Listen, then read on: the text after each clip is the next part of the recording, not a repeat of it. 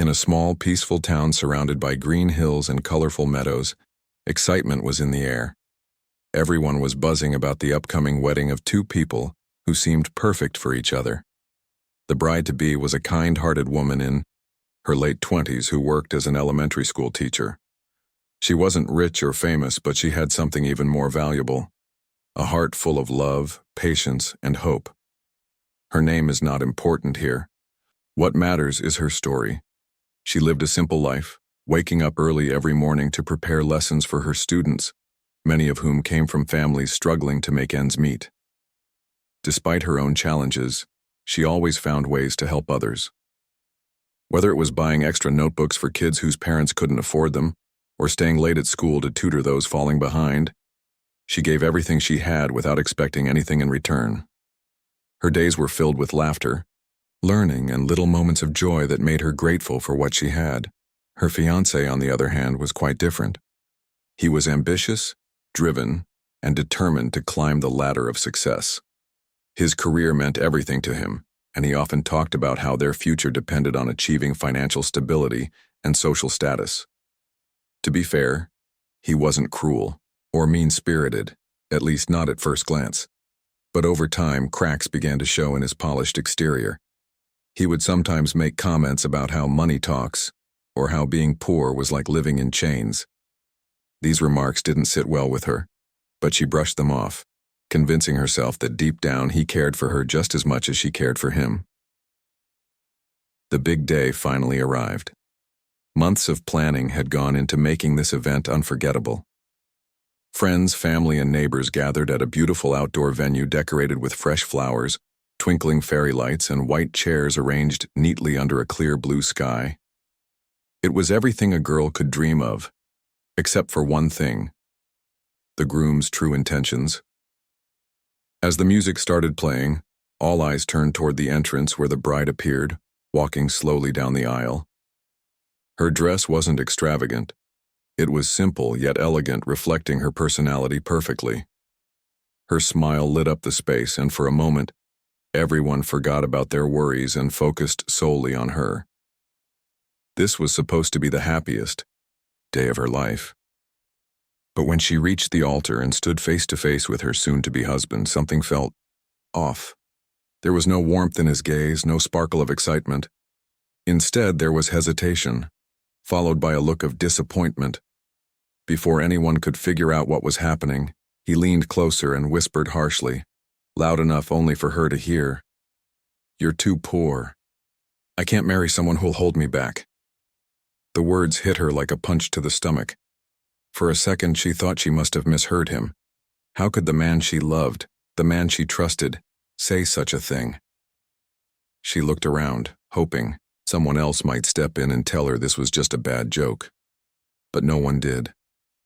All she saw were shocked faces staring back at her.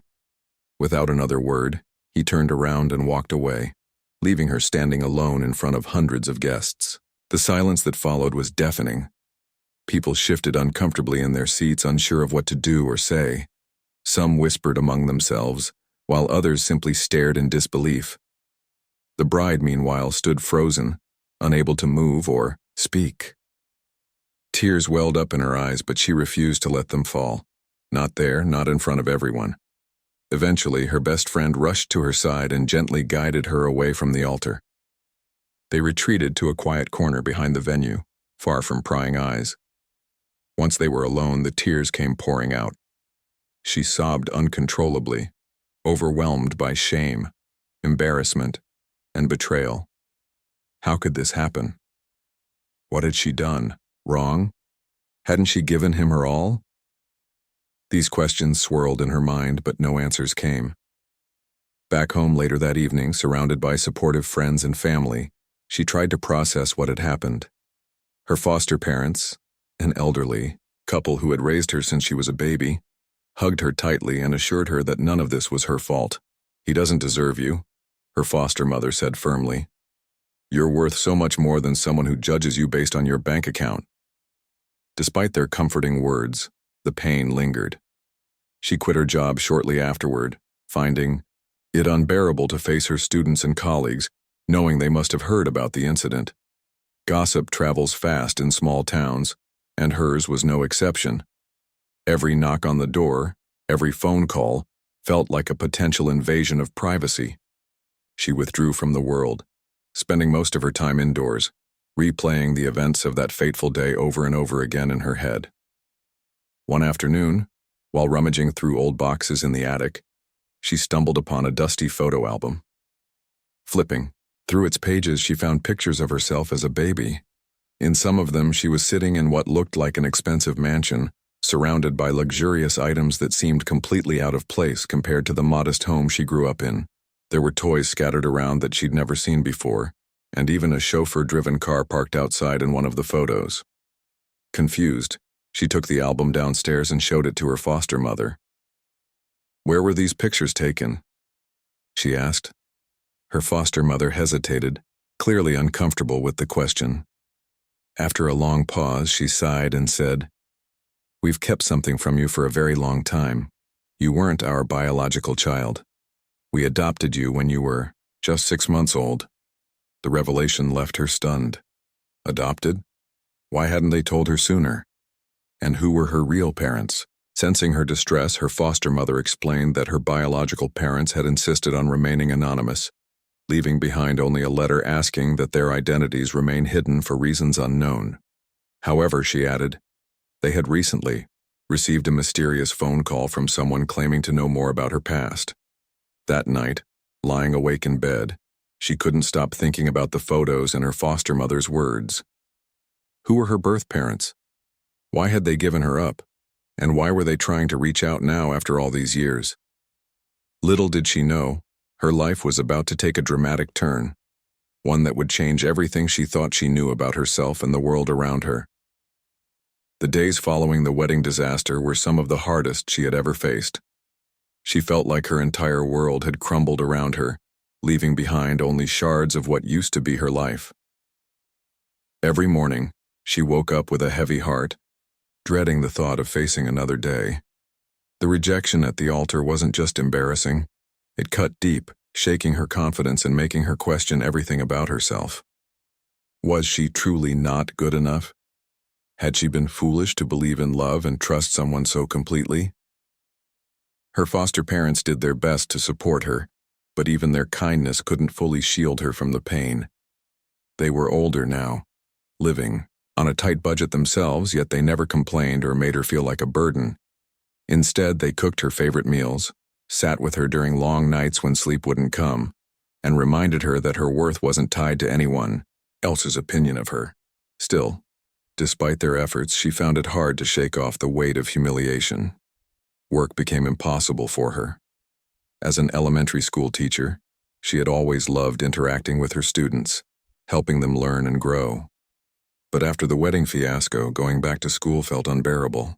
Every time she stepped into the classroom, she imagined whispers behind her back, curious eyes watching her every move.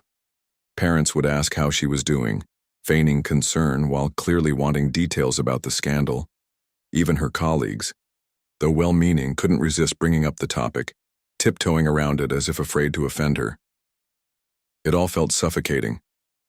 One day, after weeks of struggling, she decided she needed a break, not just from work, but from the town itself. The gossip mill was relentless, and staying there meant constantly being reminded of what had happened.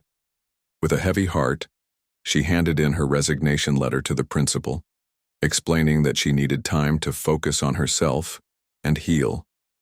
It wasn't an easy decision. Teaching had been her passion for years. But right then, she realized she couldn't pour her energy into others when she was barely holding herself together. Moving back in with her foster parents was bittersweet. On one hand, it provided her with a safe space where she could retreat and lick her wounds. On the other hand, it also forced her to confront the reality of her situation. She was starting over almost from scratch. Days turned into weeks, and she spent most of her time indoors, avoiding phone calls, ignoring knocks on the door, and trying to distract herself with books or old movies. But no matter how hard she tried, the memories kept creeping back in. It was during one of these quiet afternoons that she stumbled upon something unexpected. While sorting through boxes in the attic, a task she'd been putting off for months, she came across an old photo album covered in dust. Curious, she opened it and began flipping through the pages. At first glance, the pictures seemed ordinary, snapshots of birthdays, holidays, and family gatherings. But as she went further, she noticed something strange. There were photos of her as a baby, taken in places that didn't match the modest home she grew up in. In some of the pictures, she was sitting in a grand living room filled with expensive furniture. In others, she was playing with toys that looked far too fancy for a child raised by two people living paycheck to paycheck. One photo even showed a sleek black car parked outside a mansion-like house. Confused, she stared at the images, trying to make sense of them. Where were these pictures taken? And why did none of this align with the life she remembered? Determined to get answers, she took the album downstairs and showed it to her foster mother. "Mom," she said hesitantly, "where were these pictures taken? This doesn't look like our house." Her foster mother froze, her expression shifting from surprise to discomfort. For a moment, she didn't say anything, her hands nervously smoothing the edges of the apron she was wearing. Finally, she sighed deeply and motioned for her daughter to sit down. "There's something we should have told you a long time ago," she began, her voice trembling slightly. "You weren't born into our family. We adopted you when you were just 6 months old." The words hit her like a thunderclap. Adopted? All these years, she had believed she was their biological child. Sure, she knew they weren't wealthy, but she had always assumed that was just how things were. Never once had she suspected that her origins might be different. "Why didn't you tell me?" she asked, her voice barely above a whisper. "We wanted to protect you," her foster mother replied softly. "Your birth parents left you with us under very specific instructions. They insisted on remaining anonymous, saying it was for your own safety. They wrote us a letter explaining that they hoped we'd raise you as our own, without ever revealing the truth unless absolutely necessary." "Until now?" she prompted, her mind racing with questions. "Yes," her foster mother admitted. "Recently we received a call from someone claiming to know more about your past. They said they represent your biological family and want to reconnect with you. We didn't know what to do, so we waited until you were ready to hear this." Hearing those words left her reeling. Her biological family wanted to reconnect? After all these years? A million thoughts swirled in her head. Who were they? Why had they given her up? And why were they reaching out now? Part of her wanted to dismiss the whole thing as nonsense. After everything she'd been through recently, she wasn't sure she could handle another emotional upheaval. But another part of her, a deeper, more curious part, couldn't ignore the possibility that this might be the key to understanding who she really was. Over the next few days, she wrestled with conflicting emotions. Should she trust this mysterious caller? What if it was a scam? Or worse, what if meeting her biological family brought more pain than answers? Her foster parents encouraged her to take her time, reminding her that whatever decision she made, they would stand by her. Their unwavering support gave her the courage to at least consider taking the next step. Finally, after much deliberation, she picked up the phone and dialed the number her foster mother had written down. A man answered on the second ring, introducing himself as a lawyer. He sounded professional yet warm, his tone calming her nerves somewhat. When she explained who she was, he confirmed that her biological family had indeed been searching for her for years. They had hired him to help locate her and facilitate a reunion. "What happens next?" she asked cautiously. "That depends on you," he replied. "If you're open to it, I can arrange a meeting. You don't have to decide anything right away, but I think you deserve to know the truth about your past." She thanked him and hung up, her mind spinning with possibilities. Could this really be true? Was her biological family out there, waiting to meet her? And if so, why had they waited so long? Whatever the answers, she knew one thing for certain. Her life was about to change in ways she couldn't yet imagine. The days leading up to the meeting with the lawyer felt like a blur. She oscillated between excitement, fear, and disbelief. For so long, She had thought her life was straightforward. Her foster parents were her family. Her teaching job was her purpose, and her dreams were simple. But now everything was being turned upside down. The idea that her biological family existed somewhere out there, wanting to reconnect after all these years, seemed surreal. Was this some kind of cosmic joke? Or was it truly fate stepping in to rewrite her story? She spent hours lying awake at night staring at the ceiling, trying to piece together what little information she had. Her foster mother's words echoed in her mind. They left you with us for your own safety. Safety from what? Who were these people, and why would their presence put her in danger? Every question only led to more questions, each one gnawing at her curiosity and resolve. When the day finally arrived, she woke up earlier than usual, her nerves buzzing like static electricity. After pacing around her room for what felt like forever, she settled on wearing something simple yet presentable, a navy blue dress paired with flats. She didn't want to overdress or appear too eager, but she also wanted to show respect for whatever awaited her. As she stood in front of the mirror brushing her hair, she caught herself wondering how different her life might have been if she'd grown up with her biological family instead of her foster parents. Her foster father noticed her anxiety as they sat together in the kitchen over cups of tea. He reached across the table and patted her hand gently. "No matter what happens today," he said, his voice steady and reassuring, "you're still our daughter. That will never change." His words brought tears to her eyes, but she blinked them away quickly. She needed to stay strong, or at least pretend to be, for whatever lay ahead. With a final hug from both her foster parents, she stepped outside and climbed into the sleek black car that had been sent to pick her up. It wasn't just any car. It was a luxury sedan, gleaming under the morning sun, driven by a chauffeur who greeted her politely before opening the door for her. As the car pulled away from the curb, she couldn't help but marvel at the contrast between this moment and her everyday reality. This level of extravagance was foreign to her. It belonged to another world entirely. The plush leather seats, the quiet hum of the engine, even the faint scent of polished wood inside the vehicle. All of it made her feel like she was stepping into someone else's life. The drive took longer than expected, giving her plenty of time to think. She stared out the window, watching familiar streets give way to towering skyscrapers and bustling cityscapes. The closer they got to their destination, the more her heart raced.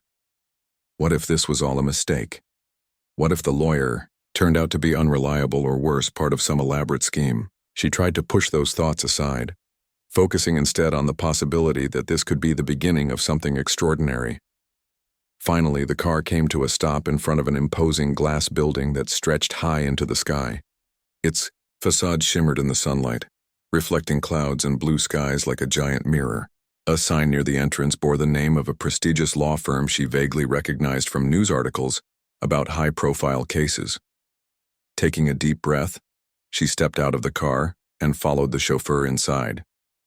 The lobby was breathtaking, an expansive space filled with marble floors, crystal chandeliers, and sleek furniture, arranged artfully around potted plants. Everything about it screamed wealth and power. She felt out of place, clutching her purse tightly as she approached the reception desk. The woman behind the counter smiled warmly and directed her to an elevator, instructing her to go to the top floor. When the elevator doors opened, she found herself in a smaller, quieter area, dominated by a large wooden desk manned by a secretary. The lawyer she had spoken to on the phone emerged moments later, extending his hand with a professional yet friendly smile. "Thank you for coming," he said, ushering her into a private office. The room was tastefully decorated, with bookshelves lining the walls and a massive desk positioned in front of a panoramic window overlooking the city. He gestured for her to sit down, offering her water before diving into the reason for their meeting. His demeanor was calm and composed, putting her slightly at ease despite her lingering apprehension. "I understand this must be overwhelming for you," he began, folding his hands on the desk. "Let me assure you that everything we discuss today is confidential and intended solely to help you make informed decisions about your future." He proceeded to explain the situation in detail. According to him, her biological family had been searching for her for years, hiring private investigators and scouring records to track her down. They hadn't contacted her sooner because they believed she was safer living anonymously with her foster family. However, recent events, presumably referring to the wedding fiasco, had prompted them to act faster. They care deeply about you, the lawyer continued. And they wish to reconnect, not out of obligation, but because they genuinely want to know you. She listened intently, absorbing every word. Despite her skepticism, she couldn't deny the sincerity in his tone. Still, there was one critical piece missing. Who exactly were these people?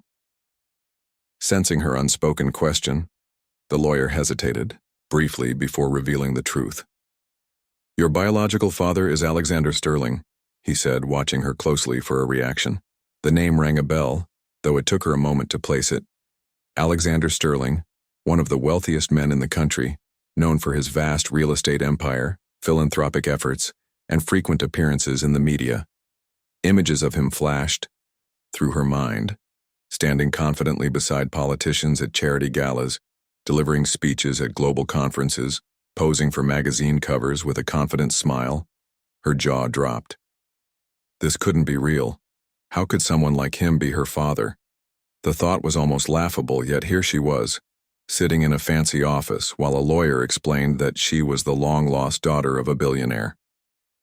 Before she could fully process the revelation, the lawyer handed her an envelope containing documents proving her lineage. Birth certificates, adoption papers, DNA test results. It was all there. Undeniable proof that linked her to Alexander Sterling. Her hands trembled as she flipped through the pages, her mind struggling to reconcile this new reality with the life she had always known. I know this is a lot to take in, the lawyer said softly, but I want you to know that Mr. Sterling is eager to meet you. He understands that you may need time to adjust, but he hopes you'll consider giving him a chance to explain everything. She nodded slowly, still reeling from the bombshell. Part of her wanted to run away, to retreat back to the safety of her small-town life where things made sense. But another part, the part that had always yearned for answers, knew she couldn't ignore this opportunity. Whether out of curiosity, hope, or sheer determination, she agreed to meet Alexander Sterling. The lawyer arranged for her to visit him later that week in New York City, where he resided. Before leaving the office, she glanced out the window one last time, taking in the sprawling view of the city below. For the first time in months, she felt a flicker of something she hadn't felt in ages. Possibility. Whatever happened next, she realized, was entirely up to her. The days leading up to the meeting with Alexander Sterling felt like a whirlwind. She had agreed to see him, but her mind was a battlefield of conflicting emotions, excitement, fear, disbelief, and even anger. Who was this man? Why had he waited so long to find her? And what did he want now after all these years? These questions swirled endlessly in her head, keeping her awake at night and making it hard to focus on anything else. Her foster parents tried their best to reassure her, reminding her that no matter what happened, she didn't have to rush into anything. Take your time, her foster mother advised one evening as they sat together in the living room. You don't owe him anything. This is about you finding answers, not pleasing him. Her words were comforting, but they didn't erase the knot of anxiety twisting in her stomach. What if Alexander Sterling turned out to be cold and distant? Or worse, what if he only wanted to use her for some kind of publicity stunt? The thought made her uneasy. Still, deep down, she knew she couldn't ignore this chance to uncover the truth about her past. Whatever lay ahead, she owed it to herself, to face it head on. On the morning of the meeting, she dressed carefully, choosing an outfit that balanced professionalism with comfort. A knee-length gray skirt paired with a soft cream blouse. As she stood in front of the mirror brushing her hair, she caught herself wondering how different her life might have been if she'd grown up knowing who her biological father was. Would she have lived in luxury? Traveled the world? Had access to opportunities most people could only dream of? The what-ifs haunted her, but she pushed them aside, focusing instead on staying grounded. When the car arrived to pick her up, she hugged her foster parents tightly before stepping outside. The driver greeted her with the same polite demeanor as before, holding the door open and ensuring she was comfortable during the ride. Once again, she found herself marveling at the stark contrast between this world and the one she came from.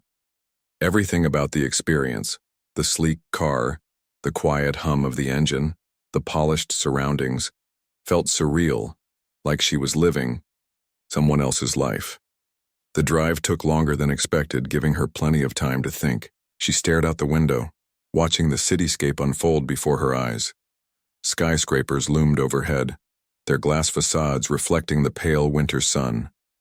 People hurried along sidewalks, bundled up against the chill, while taxis honked impatiently in traffic. It was a far cry from the quiet streets of her hometown, where everyone knew each other by name, and life moved at a slower pace. Finally, the car pulled up in front of another towering building, this one bearing the Sterling logo prominently, displayed above its entrance. Her heart raced as she stepped out onto the sidewalk, clutching her purse tightly.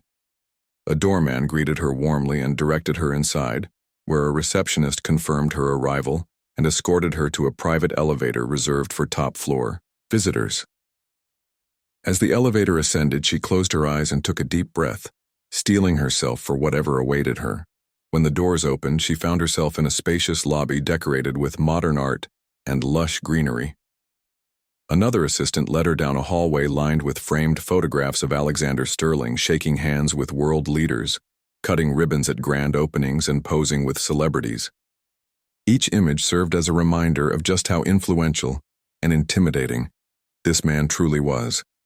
Eventually, she was ushered into a large office dominated by floor-to-ceiling windows, offering breathtaking views of the city skyline. Behind a massive mahogany desk sat Alexander Sterling himself. He rose to his feet as she entered, his piercing blue eyes locking onto hers.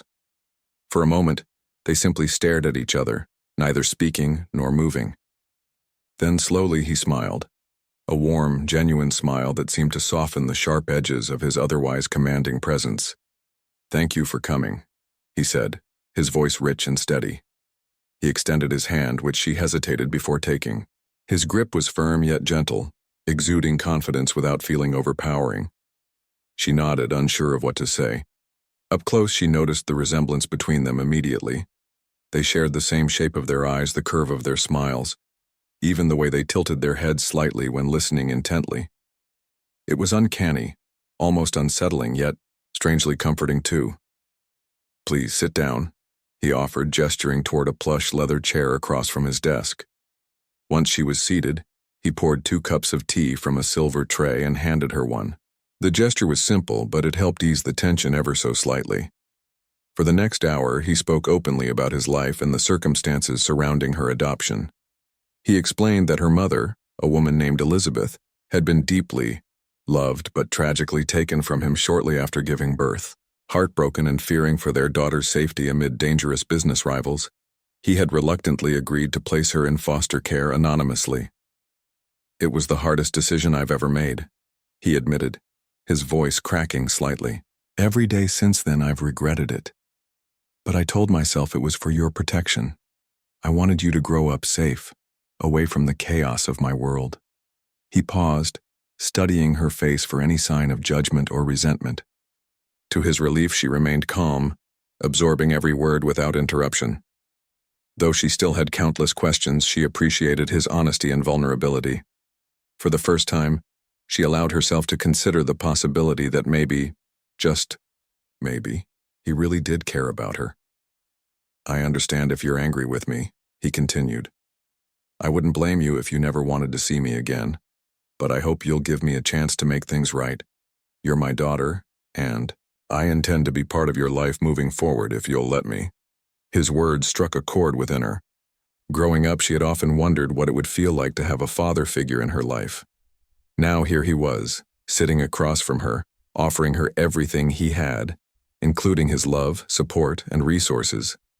It was overwhelming, to say the least, but also incredibly hopeful. By the end of their conversation, she felt a spark of connection forming between them. It wasn't perfect. They both had wounds to heal and trust to rebuild, but it was a start. Before leaving, Alexander, invited her to stay in New York for a few more days, promising to introduce her to parts of his world that might interest her. Hesitant but intrigued, she accepted, eager to learn more about the man who claimed to be her father. As she rode back to her hotel later that evening, she realized something important.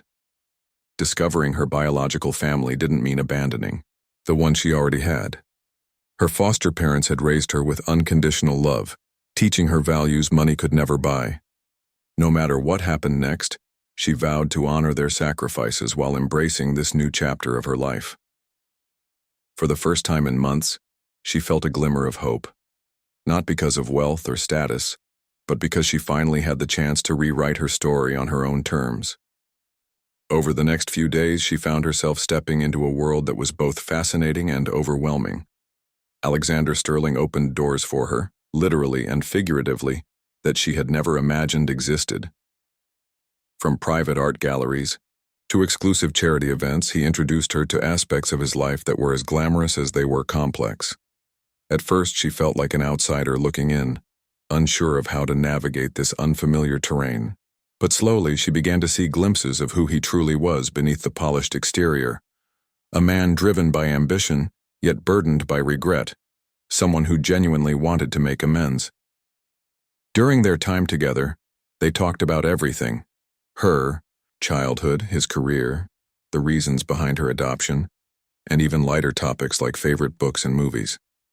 These conversations helped bridge the gap between them, allowing her to understand him not just as a billionaire, but as a person.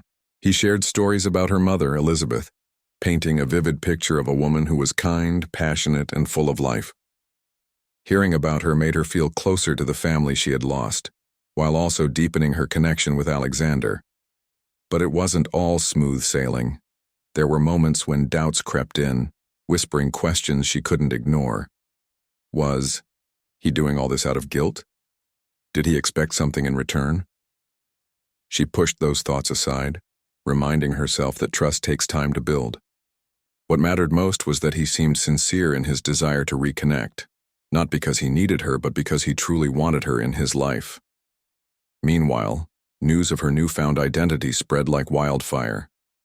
The media caught wind of the story, almost immediately, thanks to leaks from people eager to capitalize on the drama. Tabloids plastered headlines across their front pages.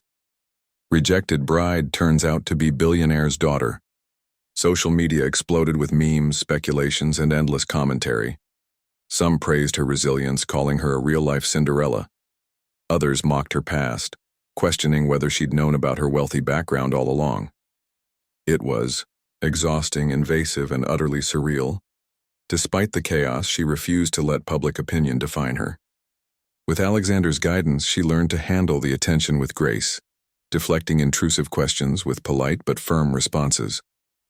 More importantly, she used the platform to speak out about issues close to her heart: education for underprivileged children, mental health awareness, and empowering women to rise above societal judgments. Her authenticity resonated with many, earning her admiration and respect far beyond what anyone could have predicted. One day, while scrolling through social media, she stumbled upon a post from her ex-fiancé, the same man who had rejected her, at the altar. In the video, he looked desperate, pleading for forgiveness and claiming he'd made a mistake. "I acted out of fear and insecurity," he said, his voice trembling. "Please give me another chance." She watched the clip with a mix of disbelief and amusement. Here was the person who had humiliated her in front of hundreds of people, now groveling for redemption because her newfound status had flipped his perspective. Part of her wanted to laugh at the irony. Another part felt nothing but pity. She knew better than to entertain his apology. It wasn't genuine, and she deserved better than someone who valued her only for her wealth. Still, the encounter sparked an idea. With Alexander's help, she devised a plan to expose her ex's true nature once and for all. Using her resources, she set up a fake business deal promising immense wealth if he agreed to publicly apologize and admit his wrongdoing. The catch? It would all unfold live on television, ensuring maximum transparency. The day of the reveal arrived and anticipation buzzed in the air. Cameras rolled as her ex walked onto the set, beaming with confidence. He eagerly accepted the terms, signing documents and delivering a heartfelt speech about how sorry he was for abandoning her. Just as he finished, she stepped forward, microphone in hand. "Do you really mean what you just said?" she asked calmly, her eyes locking onto his. When he nodded enthusiastically, she continued. "Because I'm not the same person you left at the altar. You judged me based on my bank account, forgetting that love isn't about money, it's about respect, trust, and mutual support. And clearly you lacked all three." Her words silenced the room. Before he could respond, she revealed the truth. There was no business deal, no promise of riches. Everything had been staged to expose his greed and hypocrisy. As the audience gasped and cameras captured his stunned expression, she turned to face the crowd. "This isn't about revenge," she declared firmly. "It's about setting an example. People deserve to be valued for who they are, not for what they own. If we can learn anything from my story, let it be that." The impact was immediate. Viewers around the world applauded her courage, hailing her as a role model for standing up against toxic relationships and societal pressures. Her ex, meanwhile, slunk away in shame, his reputation irreparably damaged. For the first time in months, she felt a sense of closure, not because she had sought revenge, but because she had reclaimed her power. Back in New York, Alexander watched the broadcast with pride. "You handled that beautifully," he told her afterward, his voice filled with admiration. "Your mother would have been so proud of you." His words brought tears to her eyes. Over the past few days, she had begun to see him not just as a billionaire or a businessman, but as a father trying to make up for lost time. Their bond grew stronger with each passing moment, built on mutual respect and understanding. Yet, she never forgot where she came from. Her foster parents remained her rock, visiting often and sharing in her joy as she embraced this new chapter of her life. As weeks turned into months, she found herself thriving in ways she hadn't thought possible. Under Alexander's mentorship, she discovered hidden talents, art, entrepreneurship, public speaking, and pursued passions she had long set aside. She launched a foundation dedicated to helping underprivileged children access education, inspired by her own journey. Through her work, she found purpose and fulfillment, earning admiration from people worldwide. With her biological father by her side and her foster family cheering her on, she realized that rejection and pain had led her to something far greater, a chance to rewrite her story. Surrounded by love, support, and newfound success, she embraced her second chance at happiness, with grace, strength, and unwavering resilience. In the months that followed, her life transformed in ways she could never have imagined. The chaos of headlines and public attention eventually settled down, leaving behind a newfound sense of clarity and purpose. She had faced rejection, humiliation, and betrayal, but instead of letting those experiences break her, they shaped her into someone stronger, wiser, and more compassionate. With Alexander's support, she began building a future not just for herself, but for others who might be struggling like she once did. Her foundation quickly gained traction, becoming a beacon of hope for underprivileged children across the country. It wasn't just about providing resources. It was about giving kids the same opportunities she had fought so hard to create for herself. She remembered all too well what it felt like to grow up without much, not just financially but emotionally, and she wanted to ensure no child ever felt that way again. Her programs focused on mentorship, scholarships, and mental health initiatives, aiming to nurture both minds and hearts. Alexander watched with pride as his daughter poured her energy into helping others. He often joined her at events, standing quietly in the background while she delivered speeches or interacted with students. At first, he worried she might feel overshadowed by his presence, but she assured him otherwise. "You've given me so much," she told him one evening after a particularly successful fundraiser. "Now I want to give back. To you, to Mom and Dad, and to everyone else who believed in me." Her foster parents were thrilled to see how far she'd come. They visited New York regularly, marveling at the luxurious penthouse Alexander had offered her, though she insisted on keeping their modest home intact. Despite the vast difference in their lifestyles, nothing changed between them. They still shared meals together, laughed over old memories, and supported each other through thick and thin. To her, they would always be her truest family. The ones who had raised her with love when she needed it most. As time went on, she also began exploring parts of herself she hadn't known existed. Growing up, she had been content with simplicity, teaching, gardening, spending quiet evenings reading. But now, surrounded by possibilities, she discovered talents she never knew she had. Under Alexander's guidance, she dabbled in entrepreneurship, launching a line of eco-friendly school supplies inspired by her passion for education.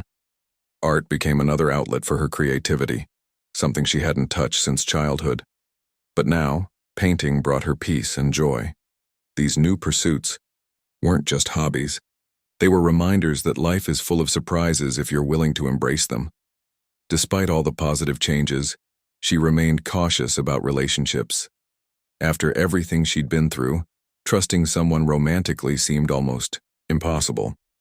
Friends encouraged her to date, assuring her there were good people out there, but she took things slowly. Love, she realized, wasn't something to rush into. It required patience, understanding, and mutual respect. And though she didn't actively seek it, fate had a way of working its magic. One evening, during a charity gala hosted by her foundation, she met someone completely unexpected. He was an architect, a humble man with kind eyes and a warm smile. Unlike many of the flashy personalities she encountered in Alexander's world, he radiated authenticity. Their conversation started casually, discussing the importance of designing schools that inspire creativity, but as the night wore on, they found themselves talking about deeper topics, dreams, fears, and the lessons learned from past mistakes.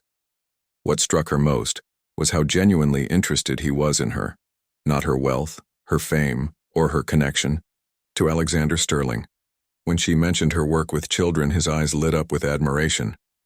"That's incredible," he said sincerely. "The world needs more people like you." His words weren't rehearsed or calculated. They came from the heart. For the first time in years, she felt seen, not as a billionaire's daughter or a rejected bride, but as a person with flaws, strengths, and endless potential. They exchanged numbers before parting ways, agreeing to meet again soon. Over coffee the following week, their connection deepened.